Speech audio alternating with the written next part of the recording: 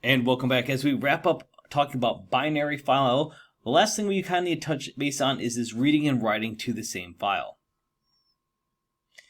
So the first thing when we talk about this is looking at sequential versus random access. The strings for sequential access to files are the ones most often used for file access in Java. However, some applications that require very rapid access to records, and for example, very large databases, require some sort of random access to parts of a file. Such applications might best be done with specialized database software, though maybe you get the job of writing such a package in Java, or you're just curious about how such things are done in Java.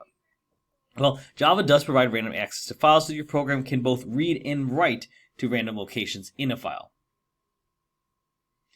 So this is going to happen using something known as a file pointer. If you want random access to both read and write to a file in Java, use the stream class RandomAccessFile, which is in the java.io package, just like all of our other file IO classes. A random access file consists of a sequence of numbered bytes. There's kind of a marker that we call the file pointer that's always positioned at one of these bytes.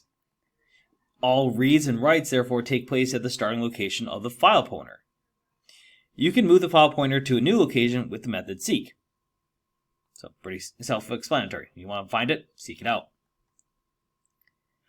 Now, when we actually look at reading and writing to the same file, although random access files is byte-oriented, there are methods to allow for reading or writing values of primitive types and of string values to a random access file.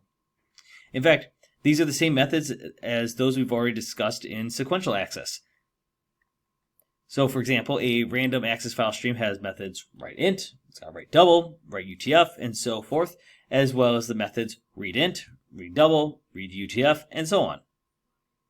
However, the class RandomAccessFile does not have the methods writeObject or readObject, which means it's kind of much more restrictive to like primitive types. The constructor of a random access file will take either a string name for the file or an object of the class file as its first argument. The second argument must be one of four strings, RW, R, and you have two different modes to choose from, RWS and RWD. We don't have to worry about those latter two as much. For now, we'll just focus on those first two. RW, of course, just means your code can both read and write to the file after it's open, and the string R, which just means your code can be read from the file, but cannot write to the file. If the file exists, then when it's opened, the length is not reset to 0, but instead the file pointer will be positioned at the start of the file, which is what you would expect for at least for if a file is just set to read. Now, if the length of the file is not what you want, you can change it with the method setLength.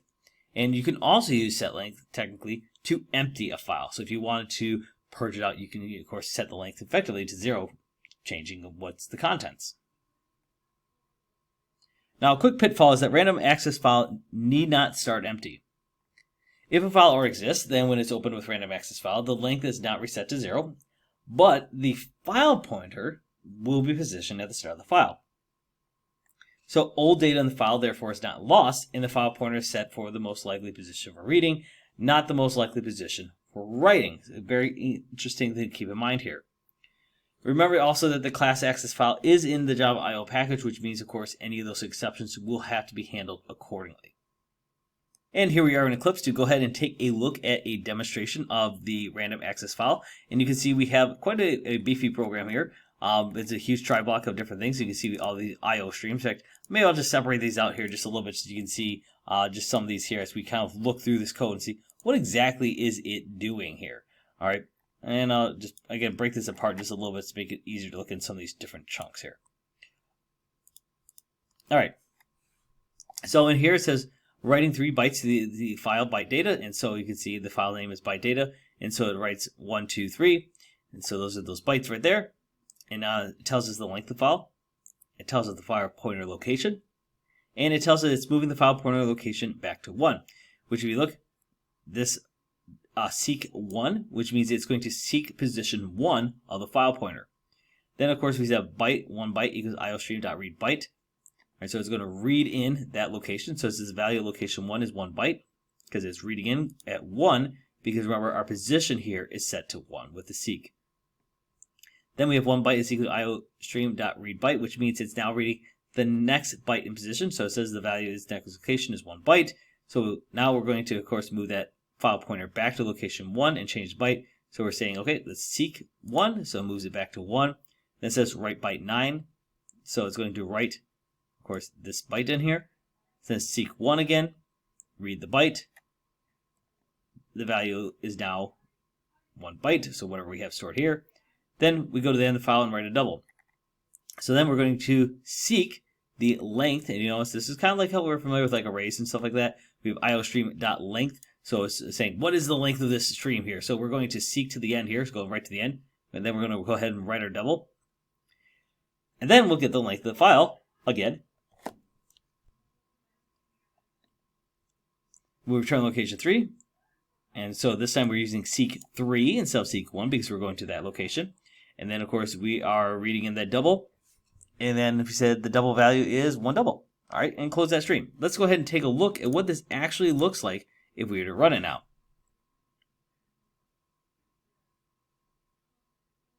So our program is run now, and so we can see it says writing 3 bytes to the file byte data. Length of the file is now 3, which makes sense because the length is 3 bytes.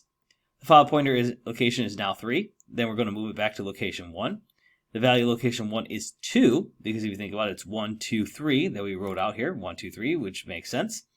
The value of the next position is 3. Then we move it back to 1 and change the byte. The value of location 1 is now 9. If you remember, that is this write byte that we did right here, so we're changing that value to 9. Then we go back. Now we're going to the end of the files to write a double right here. And then we're going to say the length of the file is now 11 because we added to it this double value right here. And then we return to location 3 where we wrote the double, and the value of the double is 41.99, and that ends our program. So pretty self-explanatory if you just kind of work through the code here of how this random access is working. But again, you notice we were able to read and write through this file. It's a little different than what we might be completely used to, but there's some similarities here between some of the things we've done with our binary files and what we have here currently.